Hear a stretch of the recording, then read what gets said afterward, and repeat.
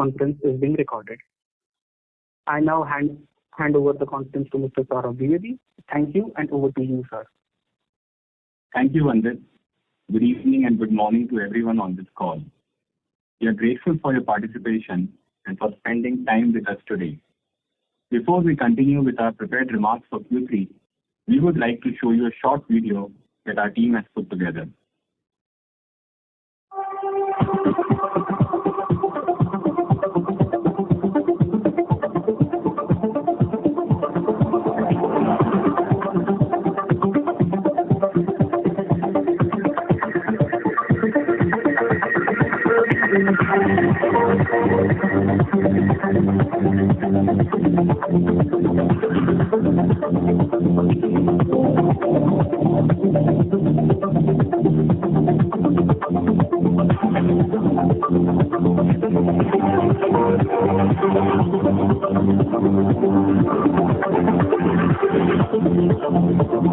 Another one example was what Persistent is doing. They built a contract management, essentially agent. In fact, you can just go address it, at Persistent Contract AI inside a Copilot. You can get access to it, and that agent is available to you throughout the entire life cycle of a contract management, where even a single change, can have significant impact.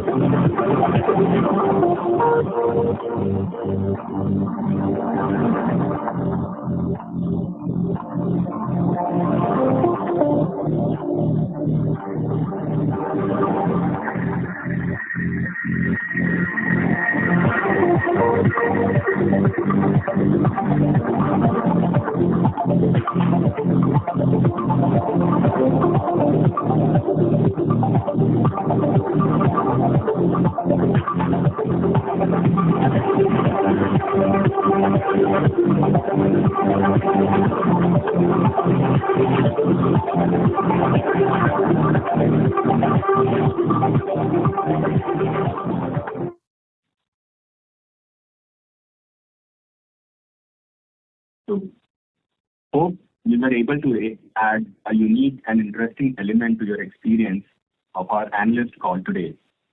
Now, let me quickly outline the agenda for today's call. Sandeep will begin with an overview of our results and commentary on business. Vineet will take you through the financial details and some of the key operational metrics for this quarter. I will then provide an overview of our key deal wins and awards and recognitions in the third quarter of financial year 25. Sandeep will come back for a quick summary of the prepared remarks, post which we will open the conference for questions. Let me also remind you that as part of our prepared remarks and during Q&A, we will make certain statements which are forward-looking and may involve significant uncertainty. Persistent does not take any responsibility to update such forward-looking statements, and your discretion is warranted while making any investment decisions. With this, let me hand over to Sandeep for his prepared remarks. Thank you, Saurabh. Let me start with wishing all of you and your loved ones a very happy and a prosperous new year. Coming to our financial performance for Q3 FY25. We achieved a healthy revenue growth of 19.9% year-on-year and 4.3% quarter-on-quarter to reach $360.2 million in Q3 of fiscal 2025. This marks our 19th sequential quarter-on-quarter growth. Please note that this growth is net of the furlough impact that we saw during the quarter. In constant currency terms, the growth for the quarter came in at 4.6% quarter-on-quarter. In rupee terms, the growth for the quarter came in at 22.6% year-on-year and 5.7% quarter-on-quarter.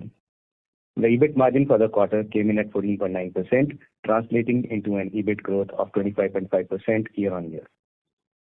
The profit after tax for the quarter came in at 12.2%.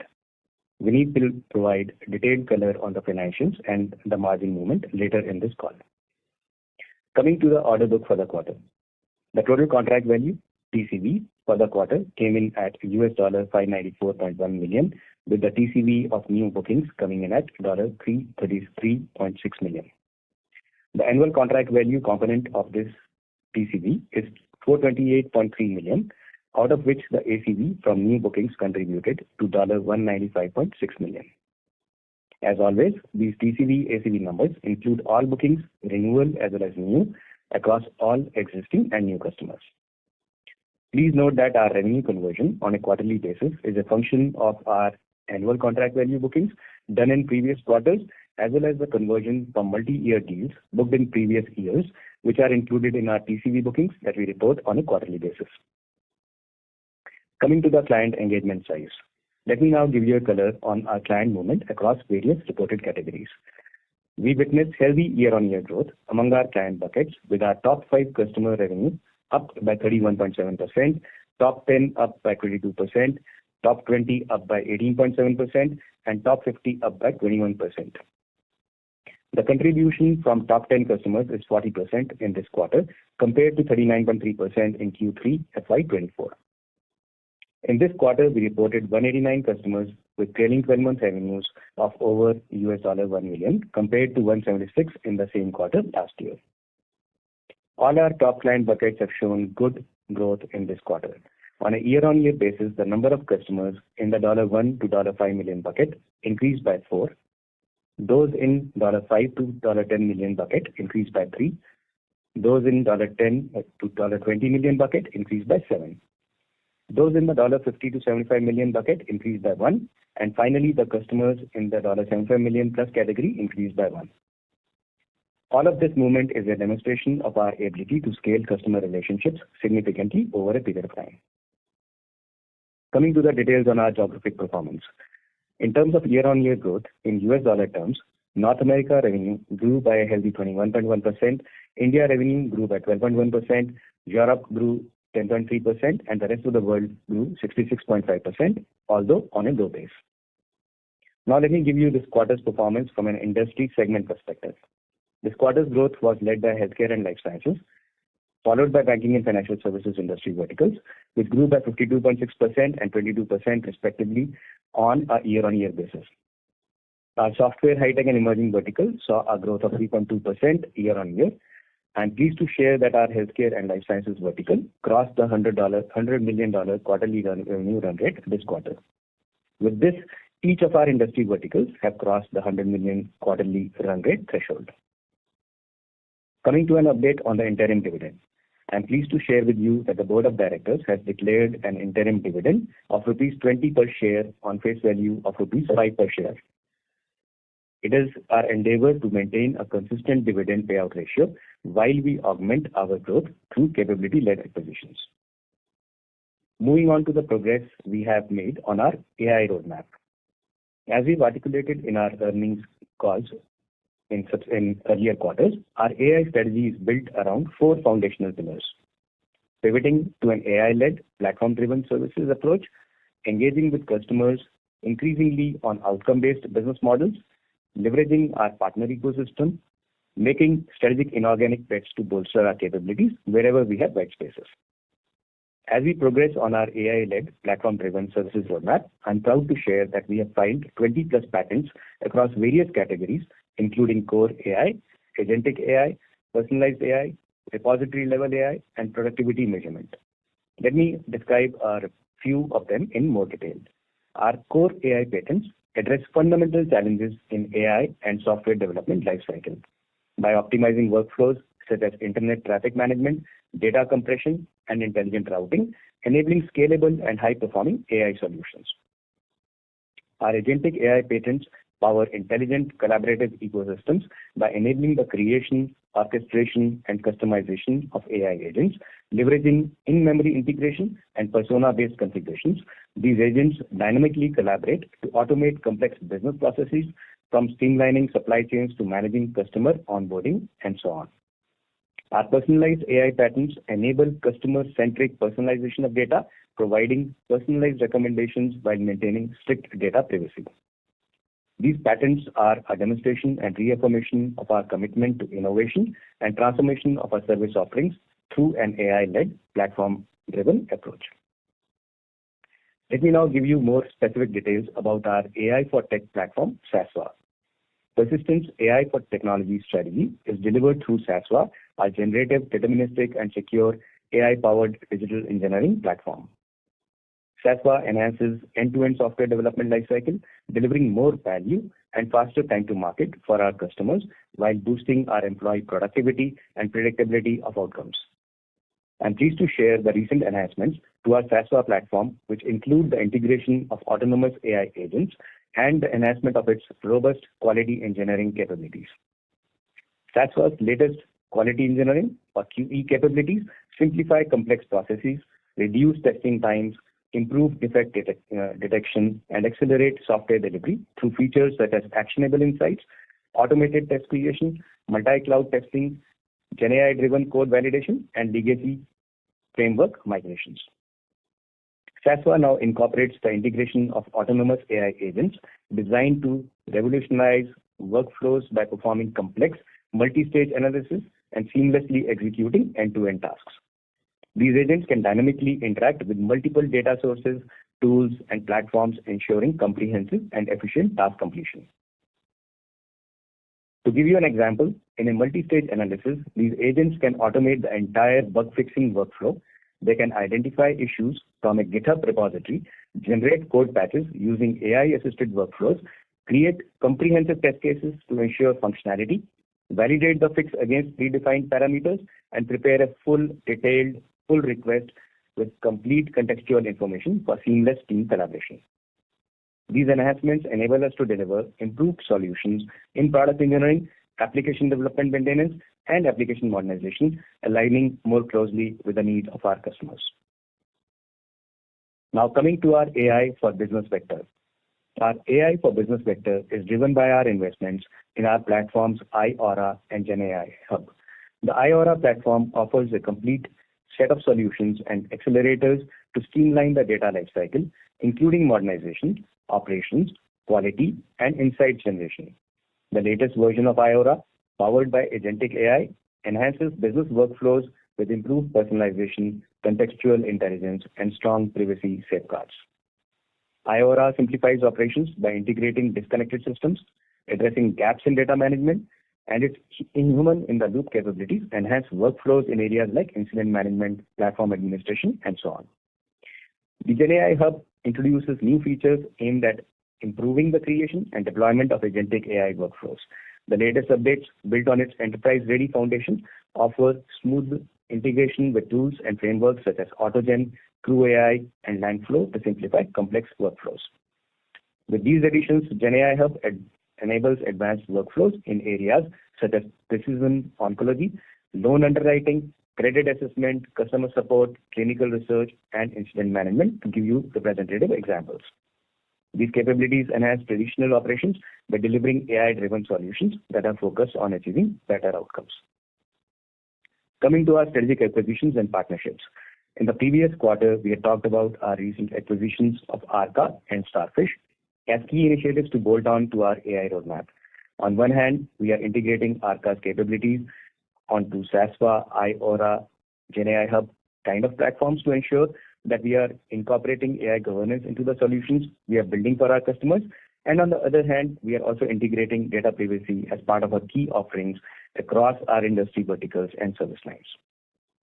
With Starfish, we are building integrations and partnerships with communication platform providers like NICE, Five9, Amazon Connect, Google Contact Center AI, and others, while building out our integrated AI platform for contact center modernization.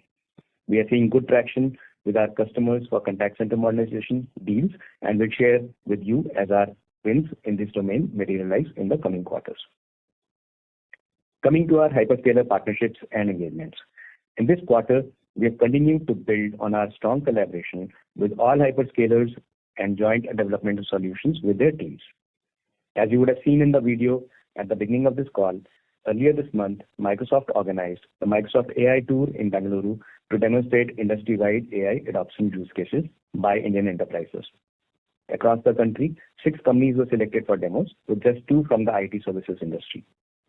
We presented Contract Assist, our GenAI-enabled contract management solution built on Microsoft and OpenAI stack at this event, and we are very proud to say that this was featured by Satya in his keynote address. Contract Assist simplifies workflows, enhances collaboration, and reduces operational complexity, enabling enterprises to achieve greater efficiency in managing contracts and deriving meaningful insights for them. Last quarter, we co-hosted the Google Gemini Summit in Pune, featuring top leadership from Google Cloud Platform and Persistent. We have partnered with Google to co-develop healthcare and life sciences innovations in AI, knowledge graphs, biomedical imaging, and computational drug design. One of the outcomes of this partnership is the launch of Pi OmniKB, an advanced AI-driven graph solution developed with Google Cloud technology. This solution empowers healthcare and life sciences organizations to accelerate biomedical research, streamline data mining processes, and deliver insights with greater speed and accuracy. We are proud to say that Google's Health AI Group has officially listed Persistent as a preferred implementation partner for creating applications using Google's foundation models. Additionally, this quarter, we also earned prestigious accolades, including the Google GenAI Exchange Hackathon Winner 2024 and the 2025 Partner All-Star Award for Artificial Intelligence. Coming to AWS. We continue to build on our AWS partnership with our selection as one of the 12 partners globally for AWS's exclusive Game Changers program for showcasing how industries are being transformed with GenAI. As a part of this program, we had the opportunity to feature some of our success stories at AWS reInvent 2024. One such success story was for a sports technology company which was facing challenges in delivering actionable insights about player performance at scale. By integrating generative AI with their existing sensor data, we were able to provide personalized insights and recommendations about players' performance. Coming to our partnership with Salesforce. We continued our commitment to excellence and innovation in the Salesforce ecosystem while crossing the milestone of 1,000 Salesforce AI Associate certifications. We are partnering with Salesforce Agentforce using our SASVA platform and are working on multiple proof of concepts with leading customers in healthcare and life sciences space. One of these proof of concepts is with a Fortune 100 healthcare company where we have implemented an agentic chatbot for their diabetes care product to improve customer experience. As we look forward into the future of technology services, our endeavor over the next several quarters and years is to transition increasingly towards platform-driven services and shift our business model to outcome-based engagements. This strategic pivot will leverage our proprietary IP as well as IP built in collaboration with hyperscalers and other ecosystem partners. In summary, we are pleased with our performance in Q3 FY25. I would now like to invite Vineet to give a detailed color on the quarterly financials and related matters. Vineet, over to you.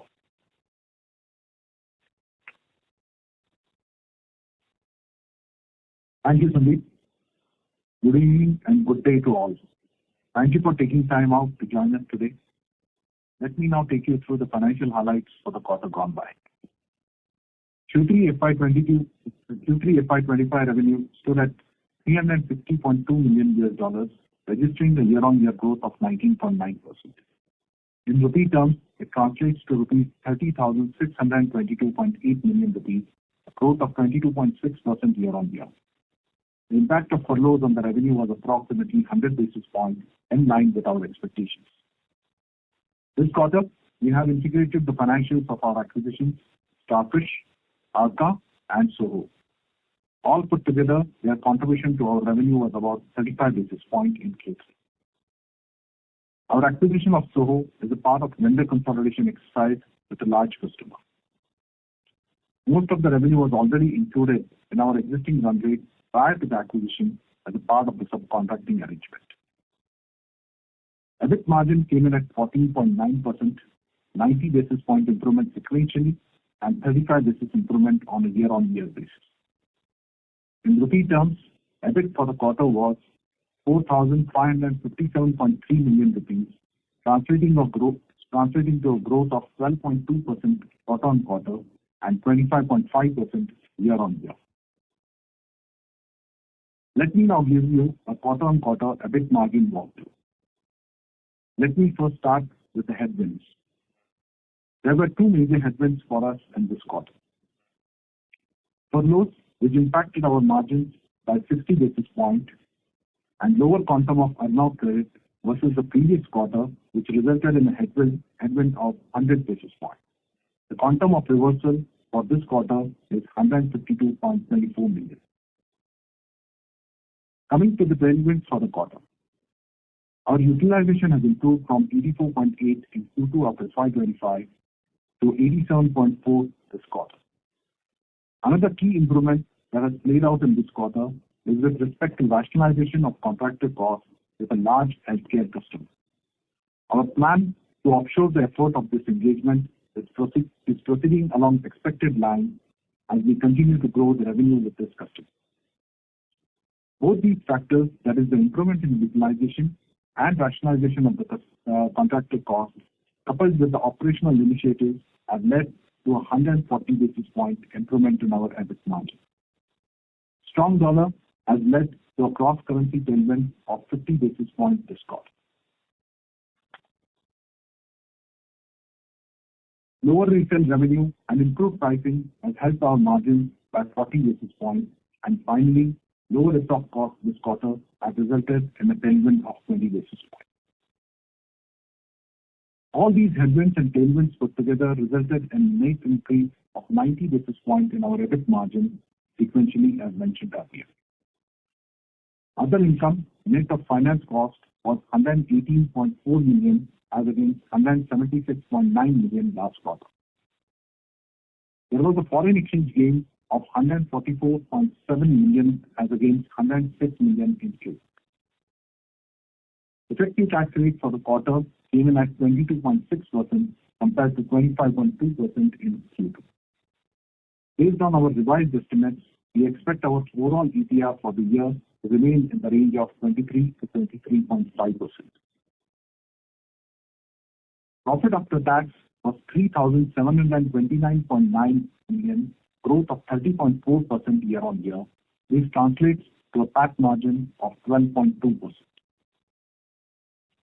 Adjusted for stock split, earnings per share was 24.30 rupees per share in Q3 of FY25 compared to rupees 18.90 per share same quarter last fiscal, a growth of 28.4% year-on-year.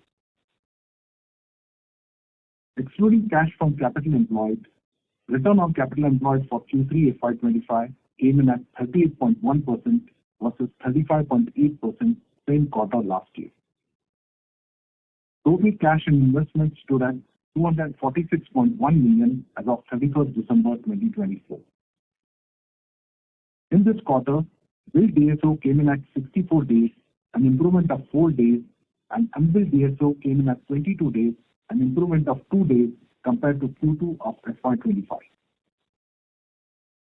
I would like to make a clarification on OCF to PAT ratio that was reported at 108.3% for Q2 of FY25. We had a reclassification error which now has been corrected. As a result of a correction, our revised OCF to PAT ratio for Q2 of FY25 stands at 80.7%, while for Q3 of FY25, the OCF to PAT ratio was at 84.4%. It is our endeavor to continue to improve our cash flow conversion, and we will share our progress in this regard in the coming quarters. Forward contracts outstanding as of 31st December were 300 million at an average rate of 85.30 rupees. Now let me give you some key operational updates. At the end of Q3, our total headcount stood at 23,941, an increase of 605 from Q3 of previous fiscal year. Trailing 12-month attrition this quarter came in at 12.6% compared to 11.9% in the Q3 last year, and it continues to be within our acceptable range. I am pleased to share with you that in line with our endeavor to maintain a consistent dividend payout ratio, the Board of Directors have declared an interim dividend of 20 rupees per share on a face value of 5 rupees per share for the financial year 2025. We are pleased to inform that ICRA has rated Persistent as AA+ stable. This credit rating will serve as a key enabler in Persistent's business pursuits with larger clients who often require vendor partners to demonstrate strong financial robustness as a part of their selection criteria. The AA+ stable rating provides a credible assurance of Persistent's financial health, further enhancing the company's ability to secure strategic engagements and expand its footprint in the enterprise market. Coming to ESG updates for the quarter. Persistent has achieved two prestigious recognitions from the Institute of Company Secretaries of India. We have been named winner in the service sector at the third ICSI National Awards for Business Responsibility and Sustainability, which highlights our dedication to upholding the highest standards in corporate governance, compliance, sustainability, and ethical practices, ensuring transparency and accountability across all levels of our organization. We have been also recognized as the best governed company listed segment medium category at the 24th ICSI National Awards for Excellence in Corporate Governance, an accolade that underscores our steadfast commitment to the highest standards of corporate governance, compliance, sustainability, and ethical practice. We are happy to share that Persistent has been included in the Dow Jones Sustainability World Index with an impressive score of 85 this year, placing us amongst the global leaders in sustainable business practices. This recognition reaffirms our dedication to uphold the highest ESG standards, create long-term impact, and positively benefit all our stakeholders. Persistent's near-term and net zero emissions target by 2050 have been approved by Science Based Targets Initiative under their net zero standard criteria. Let me now hand over to Saurabh for commentary on key deal wins and awards and recognitions we have received during the quarter. Thank you. Thank you, Vineet. I will now talk about key deal wins for Q3 by industry segments. Let me begin with software, high-tech, and emerging industries, our largest vertical. Persistent was selected by a UK-based private equity-owned leading software company to transform its R&D operations, which include a portfolio of multiple SaaS products. This is a 5-year, $50 million plus deal with SaaSwa license and customization as the core tenet for transformation of product engineering for the customer. Our SaaSwa-led product development approach, along with day one readiness, were key differentiators in us winning this engagement. The benefit to the customer includes standardization of development processes through product-centric squads, rapid and reliable product modernization, leading to annual recurring revenue growth and optimization of R&D costs. Persistent was selected as an engineering partner by a leading IT service management, observability, and database performance solutions provider to help alleviate business risks arising due to geopolitical volatility and undertake talent pool globalization. Persistent's 3+ years of relationship with the customer, coupled with strong knowledge of the product, helped us win this engagement. Our SaaSwa-led AI-infused engineering practices will benefit the customer by accelerating the roadmap of its IT service management product, leading to improved product management, fixing of product security issues, and revenue and margin enhancements. Persistent was selected as a data engineering partner by a food services and facilities management leader to standardize data handling across the organization and initiate data centricity as a strategic initiative. Our differentiation demonstrated by IORA, along with our exceptional stakeholder management with the customer, were key factors that helped us win this deal.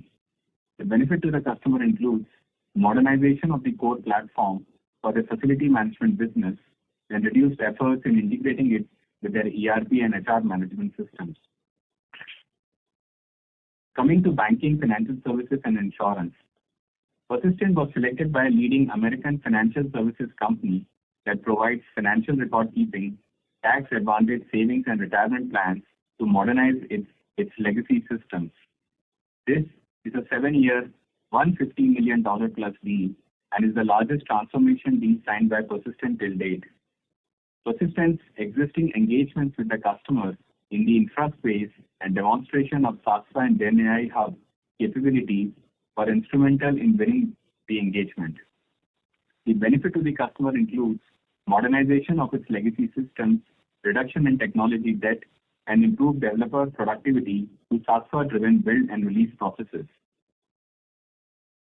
Persistent has been chosen as a technology partner by one of the largest global payment technology companies to revamp their enterprise gateway services, a key entry point for all payment rails.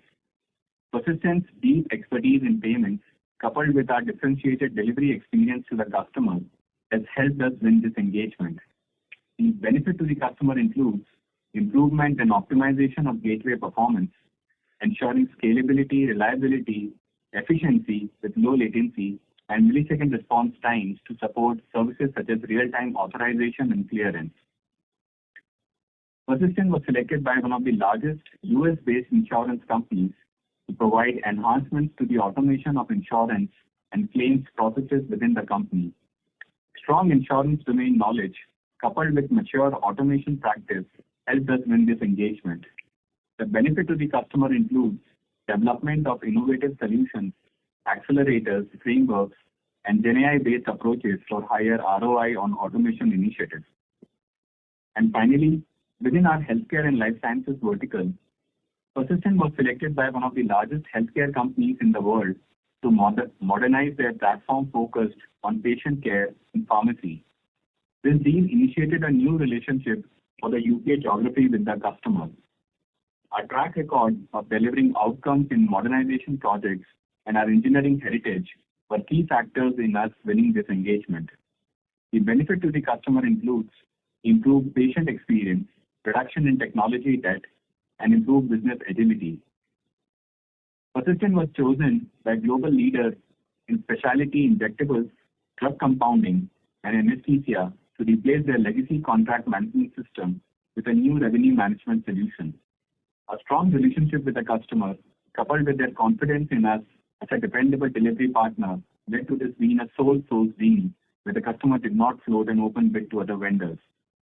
The benefit to the customer includes alignment of the new solution with legacy dashboards while providing cost reduction in license cost and improvement in system performance. Persistent was chosen by one of the largest global contract research organizations to migrate their applications from MuleSoft to Azure Data Factory. Our existing relationship with the customer, coupled with software-led approach for migration, were key factors in us winning this engagement. The benefit to the customer includes enhanced developer productivity, improved code quality, reduced project timelines, and delivery well ahead of the deadline, redefining the approach to large-scale migrations that improves operational efficiency. Moving on to the awards and recognitions for the quarter from leading analyst firms. This quarter saw us get continued recognition. To cite a few, Persistent earned top honors in the 2024 ISG Star of Excellence Award for Superior Customer Experience, including the prestigious Overall Award.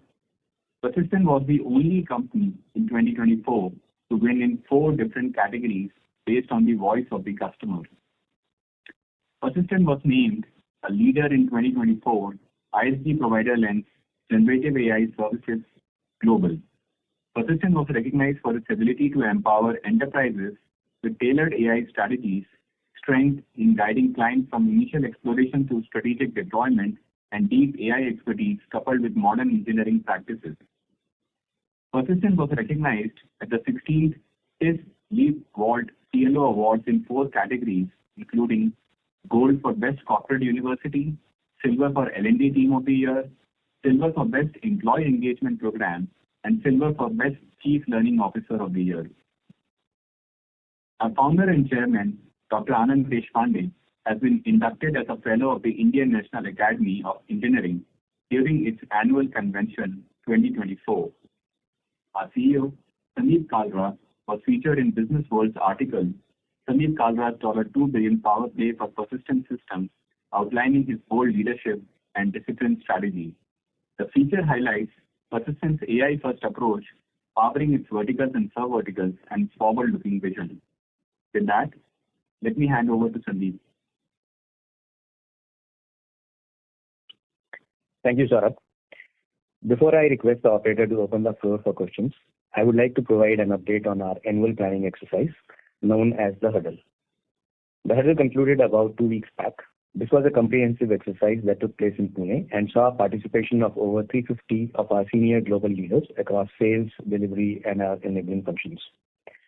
During this exhaustive exercise, we not only planned for financial year 2026, but also reviewed our progress towards our aspiration of achieving $2 billion in annual revenue by end of FY27. We remain confident in our trajectory towards this near-term aspiration, and as a team have set our sights on our next aspiration, achieving $5 billion in revenue by FY31. To support this ambitious goal, we have developed a strategic roadmap that includes categorizing our 3 core verticals into sub-verticals with a focus plan to scale each of them meaningfully over time. Additionally, several key initiatives have been outlined, such as doubling down on our top 100 customers, which give us roughly about 80% of our revenues, expanding alternate channels, including private equity and sourcing advisors, and enhancing our focus on global capability centers as they become even more relevant in our ecosystem. All of these efforts will be driven by our commitment to infusing AI into every aspect of our vertical and service line offerings, as we highlighted earlier in this call, and leading with the platformization of services. We'll provide further insights into our roadmap to our aspiration of $5 billion by 2031 over the next several quarters. With this, we conclude our prepared comments. Operator, please open the floor for questions. Okay, sir. We will now open the call for Q&A session. We will wait for a few minutes until the queue assembles. We request participants to restrict to 2 questions and then return to the queue for more questions. Please raise your hand from the participant tab on the screen to ask the question. The first question is from Mehta Bhavik. Hi, thank you. 2 questions. Firstly, one of your peers have highlighted that they have faced headwinds because of productivity benefit being asked by one of the hyperscaler clients, and obviously Perception works with all the hyperscalers in the world. So have you also seen any such ask from the client which could drive some headwinds on revenue and margins over the next 2 quarters? And the second question is, if I look at the utilization, it has gone up sharply, and even the headcount has gone up. So what level of utilization you are comfortable with operating at, and how should we think about the headcount additions going forward? Thank you. So thanks, Bhavik. So I'll go reverse gear on this. Utilization is, it is at a 87% plus as of this point in time. We are comfortable keeping the utilization in 85% band. As far as the headcount addition is concerned, obviously in the shorter run, that means that there are contracts that we are working on to fulfill, and the pipeline also, the confidence reflects in that. So I'll leave it there. As far as the headwinds are concerned, look, if we are able to use tools to provide better productivity to our customers and so on and so forth, that should also reflect in more business over a period of time. I am not going to comment on what our competitors said. We are confident if we use our tools, things like SASVA, things like IORA, GenAI Hub, etc. We have seen if we are adding more value to the customer lets us partake better value out of that. It is not a race to the bottom where we have to necessarily develop all this IP, deliver more value, and pass on everything. That is not the way we are looking at it, and that's not the way our customers are looking at it. Okay, thank you.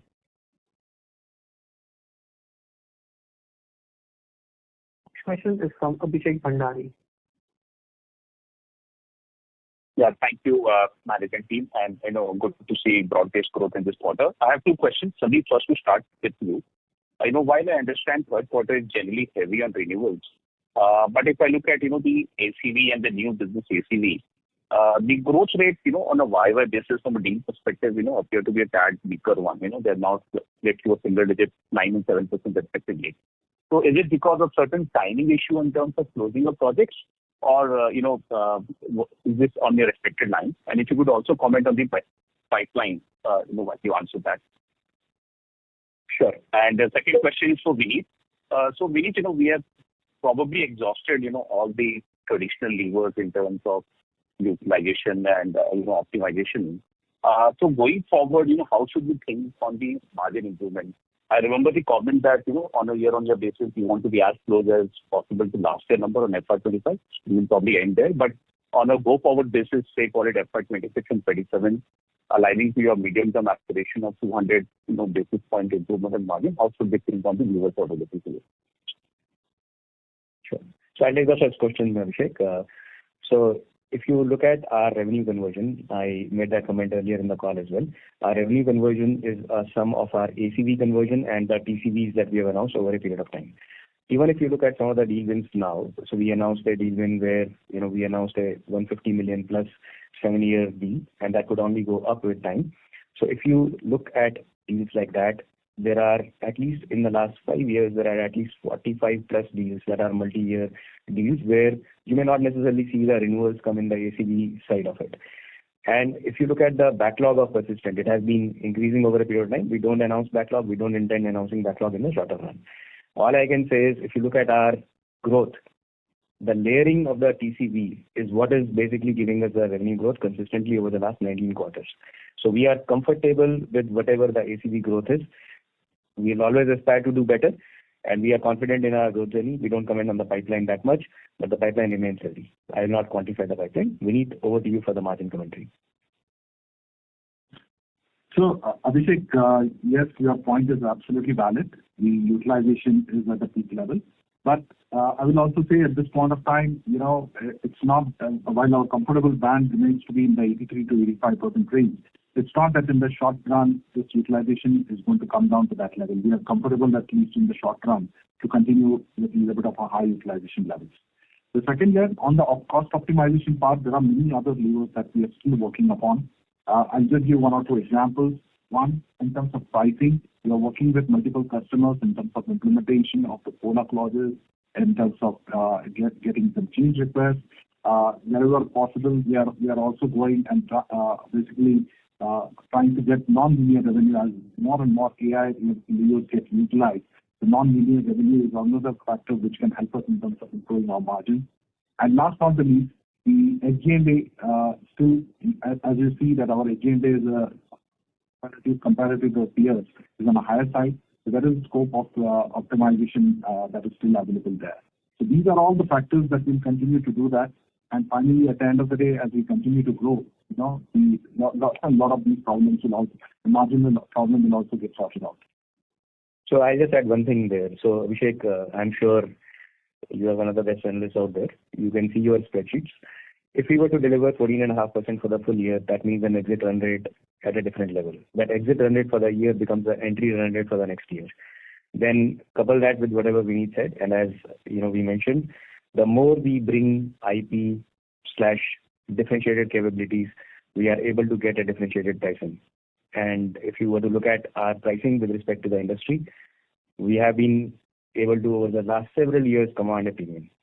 So all of that put together, along with our disciplined operational execution, as much as we do disciplined execution on the revenue side, we are confident of whatever we have set on margin trajectory, and we'll let the time pan out.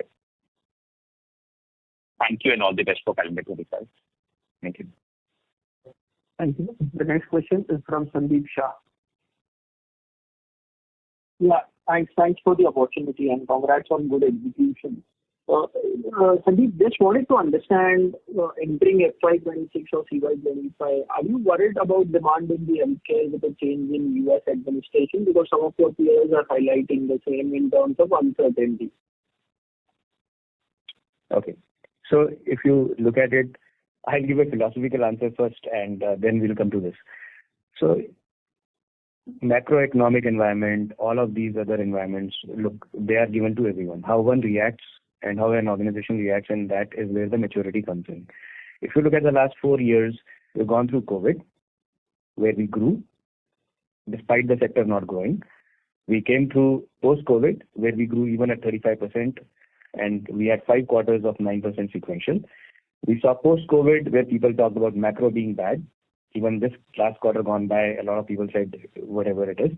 So all we can say is, even when there is a tough environment for a particular sector, there are going to be opportunities if you are able to analyze the sector. If there is pressure on that sector, there's for IT services companies like ours or technology services companies like ours, there's a cost optimization opportunity. When the market becomes better, there's a revenue enhancement opportunity. So are we worried? Worry doesn't get us anything. We are keenly looking to see what happens. Where does it throw up opportunities for us? How do we kind of partner with our customers, get even more closer to them, especially our top 100 customers who give us 80% of our revenues? And so we are relatively confident we will sail through this as well. We have to just analyze as the Trump administration settles in, what are the actions, how does it impact, and how do we partner with our customers for their success. So I leave it there. Yeah, and just a last quick follow-up on what you said. So in terms of pipeline and the deal wins, the proportion of cost takeout versus discretionary, are you witnessing any tilt towards discretionary? So it's too early to say. I can only say that the mood is changing in certain business cycles or certain business places where people are more buoyant about the investments that may happen in the US because of the government policies and so on and so forth. But it is too early for that to convert into pipeline and into closures. So we'll have to give it a little bit of time.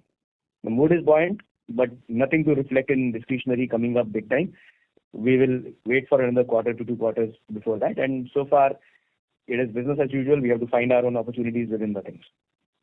And just a last clarification, the margin aspiration to improve by 200, 300 bits in medium term remains, right? Because there are no comments in the opening remarks. Yeah, because see, if you look at the exit run rate, as I said to Abhishek, if you analyze our things right now, and I'm sure all of you can do your mathematics, 14.9% is what we delivered. There were headwinds and tailwinds. There were furlough impact of 0.6%. You can put your mathematics together. Hopefully that boards into a margin improvement for the next quarter. That becomes the entry run rate for the next year, and then we have to execute. So that should give you confidence on what I'm saying. Mm-hmm. The next question is from Bimal Gohil.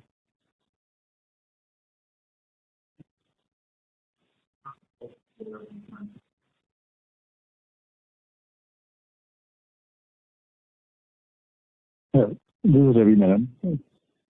Yeah, hi, can you hear me? Yes, Ravi will take Bimal first and then.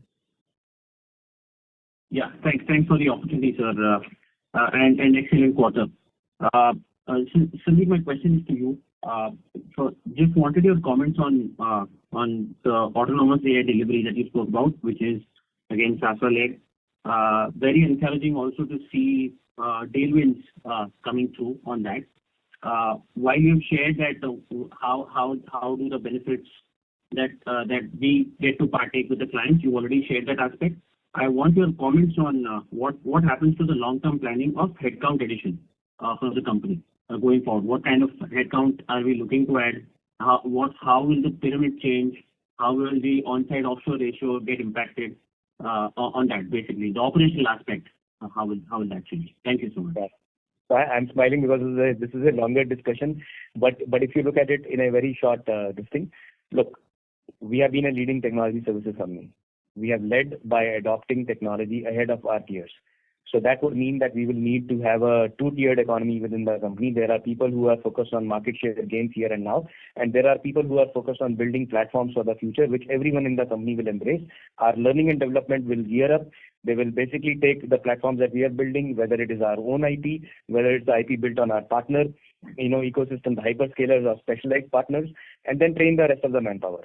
So the pyramid, etc., is going to change over a period of time, not necessarily next quarter, but over the next several quarters and years, you will see the pyramid concept fading away. You will see more outcome-driven kind of business models evolving, at least as far as Persistent is concerned. You will see us partaking more value, not passing on 100% of the benefits and just getting a race to the bottom. So you will see a number of these changes, but we'll let the things pan by. It is going to be a multi-year journey. While we all talk about agentic AI, while we all talk about how we are progressing, for enterprises, beyond a certain set of enterprises who are technologically savvy, for others to adopt it will take months and quarters and years. So from that perspective, all the comments that you have said are valid, but we see an opportunity because we don't have the innovators, Garima. We don't have to worry about a legacy. We don't have hundreds of thousands of people. We can happily nibble at other people's market share by going and disrupting what they do by 100 people over a period of time. Maybe we can do it by 50 or less. So there's enough opportunity for Persistent. We are not worried about any of these things. We have to invest ahead of the curve better than the others. So that's where we are, and that's why we even are looking at a very differentiated journey over the next 6-7 years. So I'll leave it there. Thanks. Thank you, Sandeep, sir. Just one bookkeeping question for Vineet, sir. Vineet, anything noteworthy on the provision for doubtful debt this quarter? While we don't call out, obviously, when we don't call out, it remains within the normal range. So there are no any material pluses, minuses that are happening. Thanks. Thanks, everyone. Thank you so much. The next question is from Ravi Menon. Hi, thank you for the opportunity. Congratulations on really broad-based growth. On the deal wins as well, we spoke about it at a micro vertical level. Congrats. I just want to understand the seasonality of these bookings. Last year, Q3, I think we had some very strong bookings. This year, again, Q3 is very strong. What drives the seasonality in Q3? Sure. So Ravi, you are aware of the persistent business mix very well. In our fact sheet, if you look at it, 80% of our revenues come from North America, predominantly the US. So if 80% of our revenues come from a geography which is the financial year is driven by calendar year. So calendar year ending in December means most of our larger renewals, etc., which are annual renewals, happen in the October, November, December quarter. So you see a spike in the renewals.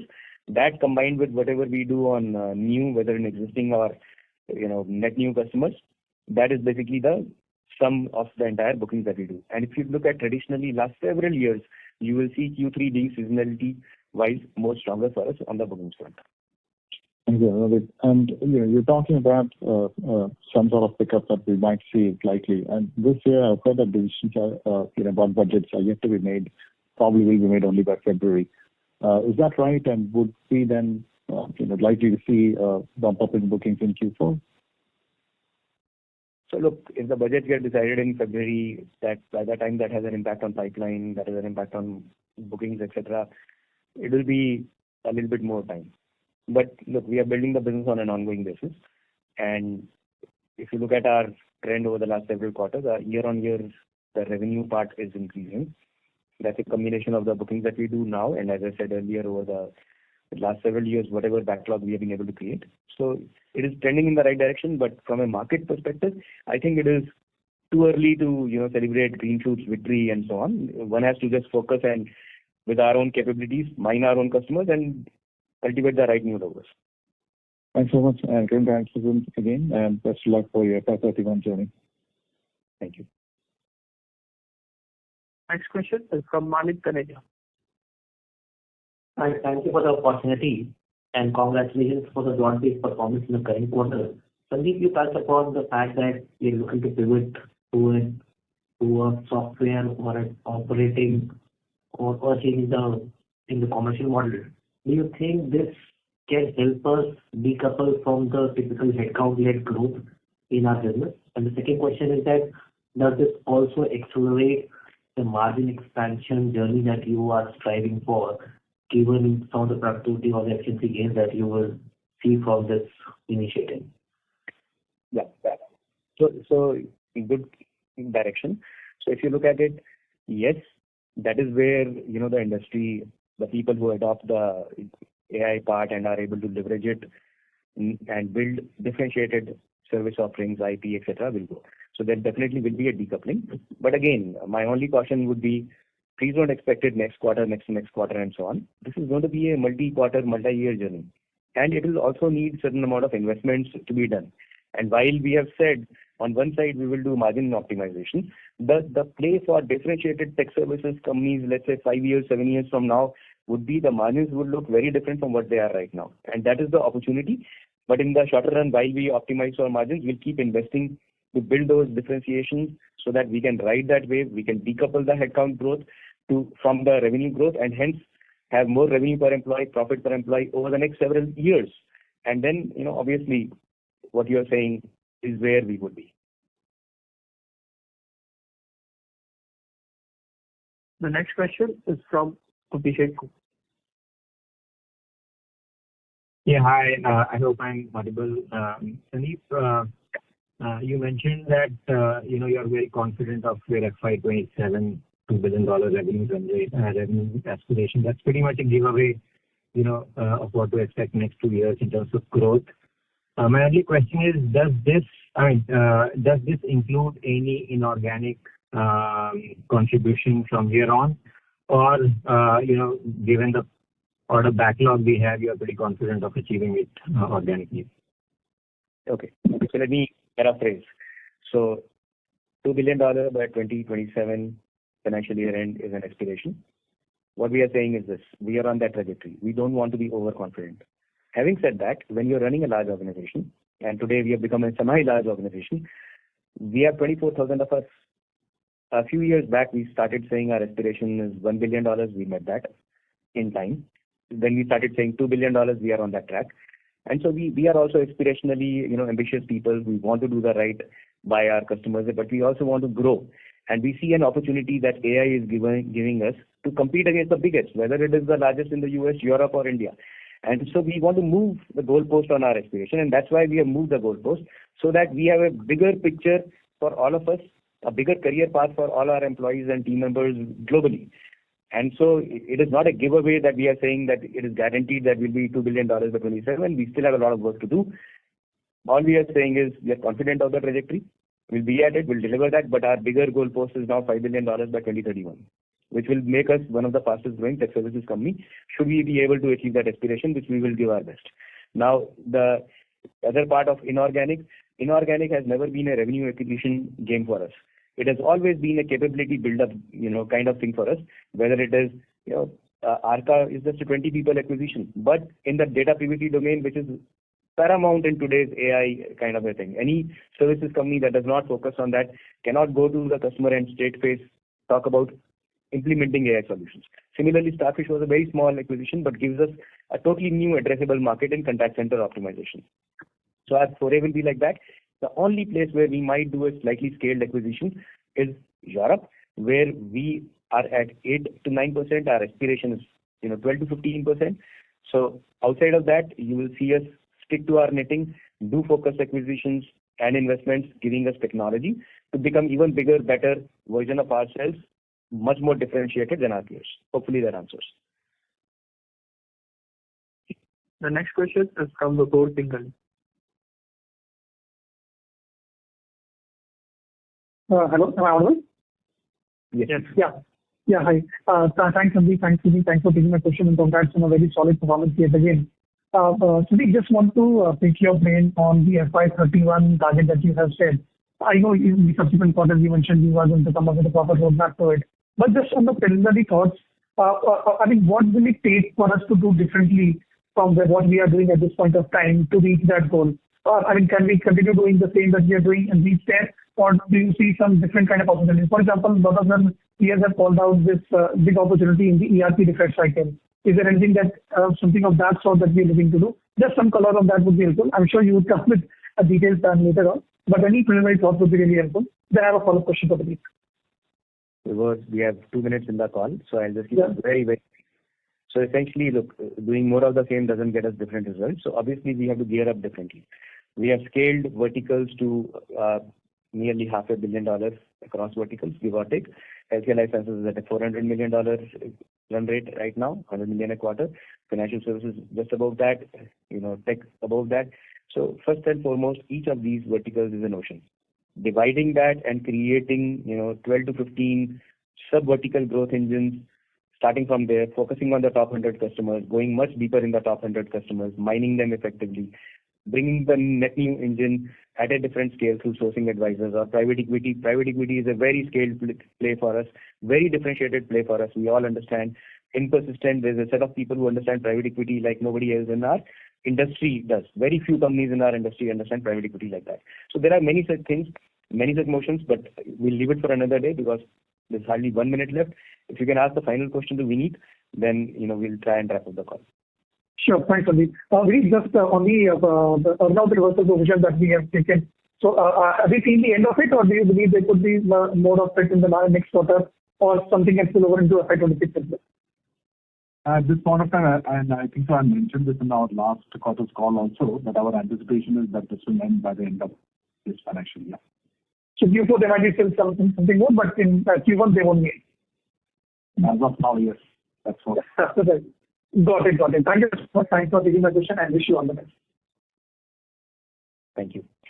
So with this, let me close the call with a message that we are positive about our growth prospects as we move into the next quarters.